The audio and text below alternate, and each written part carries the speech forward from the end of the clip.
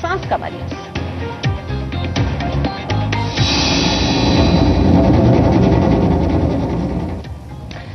नमस्कार, आप देख रहे हैं जी न्यूज। मैं हूं आपके साथ मीमांसा मलिक। शाम के 7 बज रहे हैं और आप मेरे पीछे ये देख रहे हैं, एक बच्चा कह रहा है, मां मेरा दम घुटता है।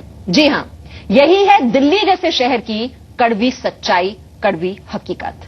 दिल्ली का प्रदूषण बच्चों को अपनी चपेट में ले रहा है। प्रदूषण की वजह से बच्चे अस्थमा के शिकार हो रहे हैं।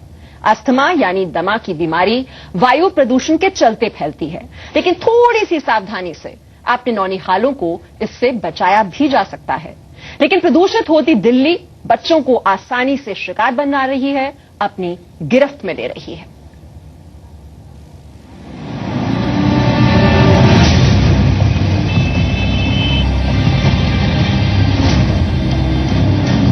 दिल्ली में 40% बच्चों के फेफड़े कमजोर हैं।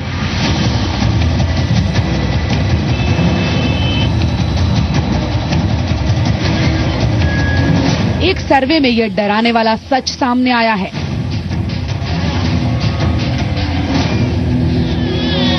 दिल्ली का प्रदूषण बच्चों पर सीधे हमला कर रहा है।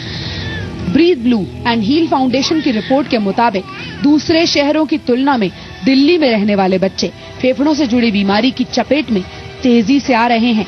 हमारा एम था ये दिखाना कि एयर पोल्यूशन हमारे बच्चों के लिए बहुत ही खतरनाक है, बहुत ही चिंताजनक विषय है, ये दिखाना चाह रहे थे हम। पर ये स्टडी एक क्लिनिकल स्टडी नहीं है जो कि एयर पोल्यूशन को बच्चों की खराब लंग हेल्थ का कारण बता सके। पर ये बहुत सारे फैक्टर्स हैं, उन फैक्टर्स में से एयर पोल्यूशन, प्रदूषण एक फैक्टर है जो इस लंग हेल्थ के लिए रिस्पॉन्सिबल हो सकता है, जिम्मेदार हो सकता है। दिल्ली, मुंबई, बेंगलुरु और कोलकाता में 5 से 14 साल के 2373 बच्चों पर किए गए सर्वे में ये परेशान कर देने वाला खुलासा हुआ है। दिल्ली में 735 बच्चों का लंग हेल्थ स्क्रीनिंग टेस्ट किया गया, जिसमें 21% बच्चों के लंग्स बहुत खराब, जबकि 19% बच्चों के लंग्स खराब पाए गए। बेंगलुरु में 36% बच्चों के फेफड़े कमजोर पाए गए। कोलकाता में 35% और मुंबई में 27% बच्चों के फेफड़े कमजोर मिले। 2373 बच्चों का सर्वे कर पाए और उसमें हमने पाया कि जैसे दिल्ली की मिसाल ले लें तो 60% बच्चों की ही लंग हेल्थ ठीक है, उनका लंग का स्वास्थ्य ठीक है। 40% बच्चों की लंग हेल्थ जो है अफेक्टेड है और कॉम्प्रोमाइज है उनका लंग फंक्शन, ये हमने कहा। Breathe Blue and Heal Foundation के सर्वे में बच्चों के फेफड़ों की जांच में ये जानने की कोशिश की गई थी कि फेफड़े कितनी हवा को कंट्रोल कर सकते हैं, फेफड़ों से कितनी तेजी से हवा अंदर बाहर ट्रांसफर की जा सकती है और फेफड़े कितनी अच्छी तरीके से ऑक्सीजन को अंदर और कार्बन डाइऑक्साइड को शरीर से बाहर कर सकते हैं। Definitely over the past few years हम ये रियलाइज कर रहे हैं कि बच्चों को लंग्स प्रॉब्लम ज्यादा हो रही है, वो ज्यादा फ्रीक्वेंटली खांसी हो रही है उनको। Many of them are coming to emergency with breathlessness and it can be sometimes it's very serious. They are admitted in the paediatric ICUs and intensive care units for the same problem. बच्चों के कमजोर होते फेफड़ों की सबसे बड़ी वजह हवा में फैलता प्रदूषण है। दिल्ली हो या मुंबई, बेंगलुरु हो या कोलकाता, वायु प्रदूषण का लेवल बढ़ता ही जा रहा है। पहले वो नॉर्मल ब्रीदिंग लेता है, फिर वो डीप इंस्पिरेशन करके फिर डीप एक्सपिरेशन करता है, फोर्सफुल एक्सपिरेशन करता है। सो उससे हमारे को इंस्पिरेटरी स्ट्रेंथ, जो ब्रीद इन की स्ट्रेंथ है वो, और ब्रीद आउट की स्ट्रेंथ, ये दोनों स्ट्रेंथ्स पता लग जाती हैं। जब वो ब्रीद इन आउट करता है फोर्सफुली, तो यहाँ पे आपको स्क्रीन के ऊपर ये इस तरह के ग्राफ्स नजर आते हैं। तो ये ग्राफ्स के अंदर हमारे को इंस्पिरेशन एंड एक्सपिरेशन दोनों का पता लगता है, और जिस तरह के वो कर्व्स की शेप होती है, जितनी उनकी हाइट होती है, विड्थ होती है, उसके हिसाब से लंग्स की स्ट्रेंथ का पता लगता है। बच्चों के मामलों में ये ज्यादा चिंताजनक है। बच्चों के अंग प्रदूषण की वजह से होने वाली बीमारियों को झेलने लायक नहीं होते। बच्चों में बीमारी की शुरुआत साधारण सर्दी खांसी से होती है, जो 2-3 हफ्ते बाद ठीक हो जाती है। इन बच्चों की खांसी कुछ दिनों बाद दोबारा शुरू हो जाती है और उन्हें सांस लेने में तकलीफ होने लगती है। बच्चों में जब तक अस्थमा के लक्षण मिलते हैं, तब तक उनके फेफड़े कमजोर हो चुके होते हैं। अनुराग ढांडा के साथ पूजा मक्कड़, जी मीडिया, दिल्ली। अब बच्चों को सांस की बीमारी से बचाना है तो इस बात पर गौर करें कि स्कूल जाने के लिए बच्चा किस वाहन का इस्तेमाल करता है। यह बहुत ही जरूरी बात है। सर्वे में यह बात सामने आई है कि जो बच्चे स्कूल रिक्शा का इस्तेमाल करते हैं या फिर अभिभावक बाइक से स्कूल छोड़ते हैं, ऐसा करते हुए जाने अनजाने बच्चे रोजाना 3 से 4 घंटे प्रदूषण के संपर्क में आते हैं, जिसका लंबा असर उनकी सांस संबंधी परेशानी पर पड़ता है।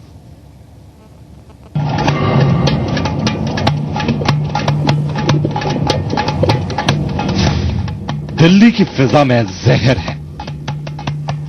दिल्ली में सांस लेने का मतलब है अपनी जान से खेलना।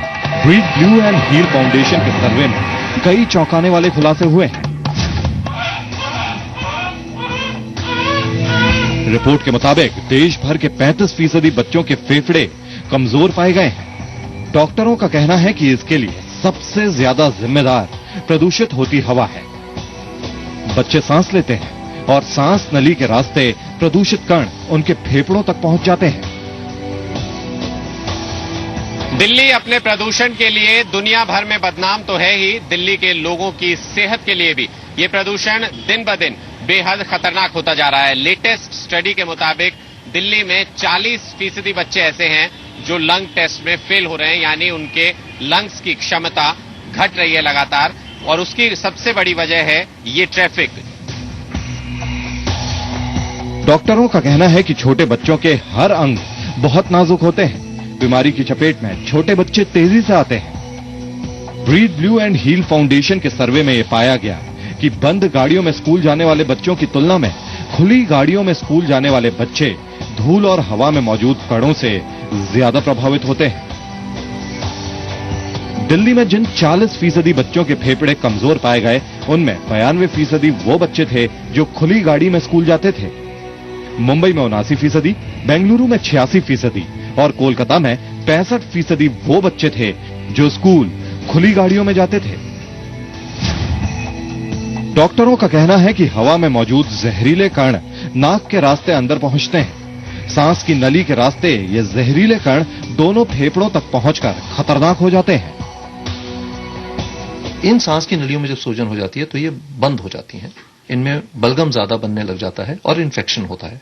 तो जो फ्रेश हवा है वो एयर सैक्स तक पहुंचती नहीं जितनी तादाद में पहुंचनी चाहिए, और हमारे खून में ऑक्सीजन की कमी होनी शुरू हो जाती है। जिन लोगों को कार्बन डाइऑक्साइड रिटेंशन होती है, कुछ लोगों को उनकी कार्बन डाइऑक्साइड शरीर से नहीं निकल सकती, तो वो कार्बन डाइऑक्साइड लेवल बढ़ना शुरू हो जाता है शरीर में, और ये एक लाइफ थ्रेटनिंग प्रॉब्लम हो जाती है। अगर 12 साल से कम उम्र के बच्चों में अस्थमा की बीमारी फैलती है तो उसे जड़ से खत्म किया जा सकता है। ये बीमारी 80% एलर्जी की वजह से होती है।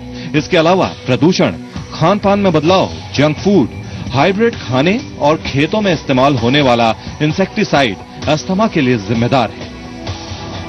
बच्चों के खान पान और रूटीन का ध्यान रखकर उन्हें इस बीमारी से बचाया जा सकता है। जैसे जैसे ट्रैफिक बढ़ रहा है, जैसे जैसे डीजल के वाहन बढ़ रहे हैं, जैसे जैसे पॉल्यूशन बढ़ रहा है, उसकी वजह से दिल्ली दुनिया भर में टॉप रैंक पर पहुंच गया है, सबसे ऊंचे पायदान पर पहुंच गया है प्रदूषण के मामले में, और लोगों के लंग्स इस प्रदूषण की वजह से लगातार कमजोर होते जा रहे हैं, उनकी क्षमता लगातार घट रही है। और इसी का असर कि जो लेटेस्ट रिपोर्ट आई है उसके मुताबिक दिल्ली के 40% बच्चे इस लंग टेस्ट में फेल हो रहे हैं। अनुराग ढांडा, जी मीडिया, दिल्ली। और दिल्ली में प्रदूषण की सबसे बड़ी वजह गाड़ियों से निकलने वाला धुआं है। चाहे अनचाहे हर कोई इस प्रदूषण की वजह से कई बीमारियों की चपेट में आ रहा है, और बच्चे तो बहुत आसानी से इसके शिकार हो जाते हैं।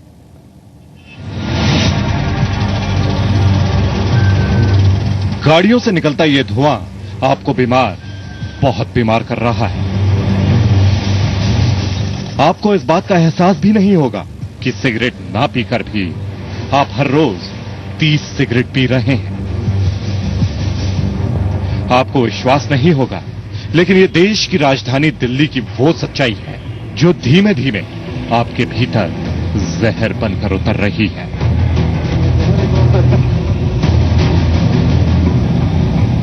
दिल्ली की सड़कों पर जाम लगने भर से वायु प्रदूषण इतना ज्यादा हो जाता है कि ट्रैफिक में लोगों का खांसते खांसते बुरा हाल हो जाता है। महज कुछ मिनटों के जाम में फंसने से आपके बीमार होने का खतरा बढ़ जाता है। WHO की एक रिपोर्ट के मुताबिक एयर पॉल्यूशन के चलते पिछले 10 सालों में दिल्ली के भीतर सांस से जुड़ी बीमारियां 300% तक बढ़ गई हैं। एम्स में 2005-2006 में सांस लेने में तकलीफ की वजह से 10,296 मरीज भर्ती हुए थे। 2010-2011 में मरीजों की संख्या बढ़कर 11,984 हो गई। 2012-2013 में करीब 2 गुने का इजाफा होकर आंकड़ा 24,480 तक पहुंच गया। 2014-2015 में मरीजों का यह आंकड़ा 38,000 को पार करने वाला है। दिल्ली में प्रदूषण का लेवल इतना बढ़ गया है कि पैदा होने वाले बच्चों पर भी इसका असर पड़ रहा है। खराब हवा की वजह से दिल्ली में प्रीमैच्योर्ड बच्चे पैदा हो रहे हैं। दिल्ली के सर गंगाराम अस्पताल में 10,565 बच्चों के जन्म के वक्त ये रिसर्च किया गया। रिसर्च के दौरान सेंट्रल पॉल्यूशन कंट्रोल बोर्ड के डेटा को मिलाकर ये समझने की कोशिश की गई कि वायु प्रदूषण से अजन्मे बच्चे पर क्या असर पड़ रहा है। रिसर्च के मुताबिक दिल्ली की जहरीली हवा में बच्चों को जन्म देने वाली महिलाओं में एनीमिया और विटामिन की कमी हो सकती है। इसके अलावा इन महिलाओं में इन्फेक्शन, हाइपरटेंशन जैसी शिकायतें भी दर्ज की जा सकती हैं। इसके अलावा खराब हवा का असर जन्म लेने वाले बच्चों के भार पर भी पड़ सकता है। और हाल ही में एनजीटी ने दिल्ली में ये आदेश दिया था कि जितनी 10 साल पुरानी डीजल कार हैं उन पर पाबंदी लगा दी जाए। ये कुछ कदम उठाए जा रहे हैं, लेकिन ये भी बहुत देरी से उठाए जा रहे हैं। और देशों में अगर हम देखें तो वहां पर ऑल्टरनेट ट्रैफिक सिस्टम लागू है, स्टिकर सिस्टम लागू किया गया है, कंजेशन टैक्स लागू कर दिया जाता है, इलेक्ट्रिक कार्स की शुरुआत की गई है। तो अब इस दिशा में हमारे देश को भी सोचने की जरूरत है और कदम उठाने की जरूरत है। एक छोटा सा ब्रेक ले रहे हैं।